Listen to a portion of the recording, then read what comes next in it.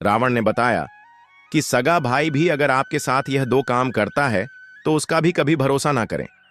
दोस्तों, क्या आपने कभी सोचा है कि आपका अपना सगा भाई भी आपके जीवन का सबसे बड़ा धोखेबाज बन सकता है? यदि नहीं, तो यह वीडियो आपके बहुत काम की है। दोस्तों, रावण का नाम तो आपने सुना ही है। रावण, वह महाबली रावण जिसने वेदों को कंठस्थ किया, जिसने शिव को प्रसन्न किया, अपने अंतिम समय में एक ऐसी सीख दे गया जिसे हर इंसान को मरते दम तक याद रखना चाहिए। रावण ने कहा था, सगा भाई भी अगर ये दो काम करे तो उस पर कभी भी भरोसा मत करना। यह वाक्य उस समय का है जब रावण अपने जीवन के अंतिम क्षणों में था। वह मृत्यु के सामने था, पर उसकी चेतना अब भी जिंदा थी। लक्ष्मण उनके पास पहुंचे, ज्ञान की भिक्षा लेने।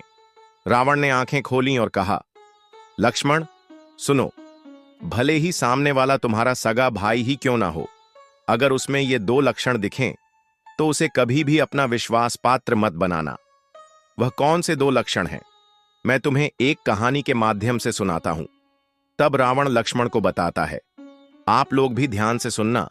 रावण के द्वारा बताई गई इन बातों से आपको भी बहुत कुछ सीखने को मिलेगा और जीवन में अपनों के द्वारा मिलने वाले धोखे से आप अपना बचाव भी कर सकते हैं। तो चलिए, बिना देर किए आगे बढ़ते हैं। दर्शक मित्रों, बहुत समय पहले एक सुंदर और शांत नगर था जिसका नाम था नैनागढ़। यह नगर पहाड़ों की गोद में बसा था और ऐसा लगता था जैसे धरती का एक टुकड़ा स्वर्ग से उतर आया हो। इसी नगर में एक बहुत ही सुंदर और संस्कारी राजकुमारी रहती थी जिसका नाम था शीतल। राजकुमारी शीतल न केवल सुंदर थीं, बल्कि वे बहुत भक्तिमती, मर्यादित और विनम्र स्वभाव की भी थीं। उनकी अच्छाइयों के कारण हर कोई उनका आदर करता था। नैनागढ़ के राजा का नाम था प्रसेन। वे एक धर्म का पालन करने वाले, न्यायप्रिय और समझदार राजा थे। जब राजा प्रसेन ने राजकुमारी शीतल को अपनी जीवन संगिनी बनाया तो उन्हें लगा जैसे भगवान ने उन्हें अनमोल खजाना दे दिया हो। रानी शीतल भी इस विवाह से बेहद खुश थीं और अपने राजा को पूरे प्रेम और श्रद्धा से स्वीकार किया था। दोनों का जीवन प्रेम और सम्मान से भरा हुआ था। समय बीतता गया। रानी शीतल ने नैनागढ़ को अपना घर बना लिया था। 5 साल कैसे बीत गए उन्हें पता ही नहीं चला। इन वर्षों में रानी शीतल ने 2 तेजस्वी पुत्रों को जन्म दिया। धीरे धीरे कुछ समय और बीता। दोस्तों, एक दिन रानी के मन में अपने माता पिता की याद जागी। उन्होंने राजा से अनुमति मांगी और अपने मायके चली गईं। वहां वे करीब 10 महीने रहीं और फिर वापस नैनागढ़ लौटीं। लेकिन लौटने के सिर्फ 2 महीने बाद ही रानी ने फिर से एक पुत्र को जन्म दिया। यह देखकर राजा प्रसेन चौंक गए। उनके मन में एक संदेह उठ खड़ा हुआ, क्या यह पुत्र मेरा ही है? कोई स्त्री केवल 2 महीने में गर्भवती होकर संतान कैसे जन्म दे सकती है? राजा के मन में बेचैनी बढ़ने लगी। वह चाहते तो रानी पर आरोप लगा सकते थे, लेकिन शीतल की सुंदरता, भक्ति और उनकी विनम्रता ने राजा को रोक दिया।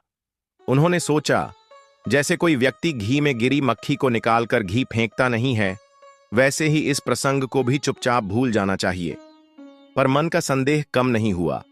धीरे धीरे राजा प्रसेन रानी पर अकेले में ताना मारने लगे। कई बार गुस्से में कह देते, अब दूसरी रानी ले आऊंगा।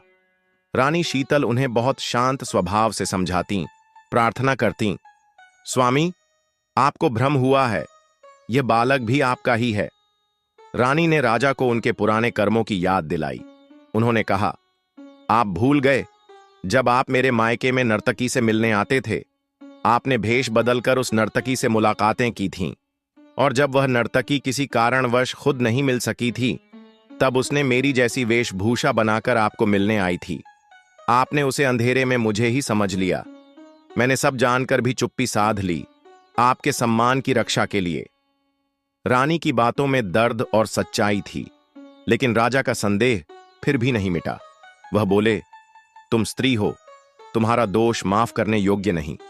मैं तुम पर अब भरोसा नहीं कर सकता। दोस्तों, समय के साथ तीनों राजकुमार बड़े हुए। 2 बड़े पुत्र स्वस्थ और बलशाली थे, लेकिन छोटा पुत्र थोड़ा दुर्बल और कमजोर था। इसी कारण राजा उसे देखकर और भी चिढ़ने लगे थे। राजा अब रानी शीतल से बिल्कुल दूर हो गए थे। वे अपना अधिकतर समय रंगशालाओं में नर्तकियों के बीच बिताते या फिर शिकार खेलने चले जाते। राजा प्रसेन का एक बहुत प्रिय स्थान था उनका दिव्य बगीचा। उस बगीचे में एक अद्भुत पेड़ था जो प्रतिदिन 100 सोने के फल देता था। यह पेड़ राजा के पूर्वजों को एक कठोर तपस्या के फल स्वरूप प्राप्त हुआ था। पूरा राज्य इसी पेड़ के फलों से मिले धन से चलता था। प्रजा की सेवा, सैनिकों का खर्च, महल का प्रबंध, सब कुछ इसी खजाने पर आधारित था। इसलिए राजा ने उस पेड़ की सुरक्षा के लिए एक खास सैनिकों की टोली बनाई थी जो रात दिन उसकी पहरेदारी करती थी। केवल राजा, रानी और विश्वासी सैनिक ही उस बगीचे तक जा सकते थे। बाकी आम जनता को इस पेड़ के अस्तित्व की भी जानकारी नहीं थी। एक दिन सुबह एक पहरेदार घबराया हुआ राजा के पास आया और बोला, महाराज, बड़ा अनर्थ हो गया। आज जब मैं रोज की तरह सोने के फल गिनने गया तो देखा कि पेड़ पर केवल 99 फल लगे हैं। मतलब एक फल चोरी हो गया है। दोस्तों, यह सुनकर राजा प्रसेन चौंक गए। वह बोले, कौन है वह मूर्ख जो मेरी दौलत को चुराकर चैन से रहना चाह रहा है? जिसने भी यह दुस्साहस किया है उसे हम कड़ी से कड़ी सजा देंगे, सीधी फांसी। दोस्तों, अब राजा के मन में भी चिंता भर गई। कहीं किसी बाहरी व्यक्ति को इस रहस्य का पता तो नहीं चल गया? राजा ने तुरंत चोर को पकड़ने का आदेश जारी कर दिया। दोस्तों, राजा प्रसेन जब यह सुनकर चिंतित हुए कि उनके बगीचे के चमत्कारी पेड़ से एक सोने का फल चोरी हो गया है, तो दरबार में मौजूद उनके तीनों पुत्र भी यह समाचार सुन रहे थे। सबसे बड़े राजकुमार ने तुरंत खड़े होकर कहा, पिताजी, यदि आप आज्ञा दें तो मैं आज रात बगीचे में पहरा दूंगा और उस चोर को पकड़ने की पूरी कोशिश करूंगा। अगर वह चोर मेरे हाथ लगा तो मैं उसे तुरंत मार गिराऊंगा। राजा प्रसेन ने मुस्कुराते हुए कहा, पुत्र, चोर को मारना नहीं है, हमें उसे जिंदा पकड़कर लाना है।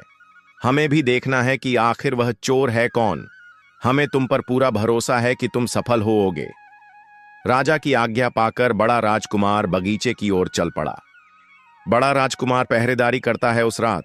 बड़ा राजकुमार पूरी सजगता से बगीचे में पहरा देता रहा। वह एक पल के लिए भी न तो बैठा न सुस्ताया। अपनी आंखें गढ़ाकर पूरे बगीचे पर नजर जमाए खड़ा रहा। रात भर कोई चोर नजर नहीं आया, न कोई इंसान, न कोई जानवर, कुछ भी संदिग्ध नहीं हुआ। सुबह होने पर उसने चैन की सांस ली और सोचा, चलो अच्छा हुआ चोर आज नहीं आया, वरना मैं उसे पकड़कर बहुत सताकर पिता के सामने ले जाता। उसने बगीचे में फल तोड़ने वाले सैनिक से कहा, जाओ, अब रोज की तरह सोने के फल तोड़ लो, फिर हम दरबार में चलेंगे। लेकिन जब सैनिक ने फल गिने तो पता चला कि आज भी केवल 99 फल ही हैं। एक फल फिर भी गायब था। यह देखकर बड़ा राजकुमार दंग रह गया। वह तो पूरी रात वहीं था, फिर भी फल गायब कैसे हो गया? बहुत उदास होकर वह सैनिक के साथ राजा के पास गया और बोला, महाराज, मैंने पूरी रात बिना पलक झपकाए पहरा दिया, बगीचे में कोई भी नहीं आया, लेकिन फिर भी एक फल कम था। मुझे लगता है कि पेड़ ने अब शायद 100 के बजाय 99 फल देना शुरू कर दिया है। राजा प्रसेन गंभीर हो गए। उन्होंने कहा, नहीं पुत्र, वह पेड़ साधारण नहीं है, वह तपस्या से पाया गया है। उसकी फलों की संख्या ऐसे कम नहीं हो सकती। कोई न कोई चोर अवश्य है जो सबकी आंखों में धूल झोंक रहा है। शायद अब मुझे खुद जाकर पहरा देना पड़े। तभी राजा के मंझले बेटे ने आगे बढ़कर कहा, पिताजी, आप इतने महान राजा हैं, एक मामूली चोर के लिए अगर आप खुद पहरा देंगे तो यह आपकी शान के खिलाफ होगा। क्या कोई शेर भी मच्छर को मारने के लिए दहाड़ता है? यदि आज्ञा दें तो आज रात मैं पहरेदारी करूंगा और उस चोर को पकड़कर आपके सामने पेश करूंगा। राजा ने मुस्कुराते हुए कहा, बहुत अच्छा, मुझे याद नहीं था कि तुम भी इतने साहसी हो। जाओ, आज रात तुम पहरेदारी करो। मुझे पूरा विश्वास है कि तुम चोर को पकड़ लोगे। इस प्रकार मंझला राजकुमार भी पूरी रात सावधान होकर बगीचे में पहरा देता रहा। उसने चारों तरफ निगाह टिकाई, पूरी रात एक तक देखता रहा, लेकिन वह भी देख सका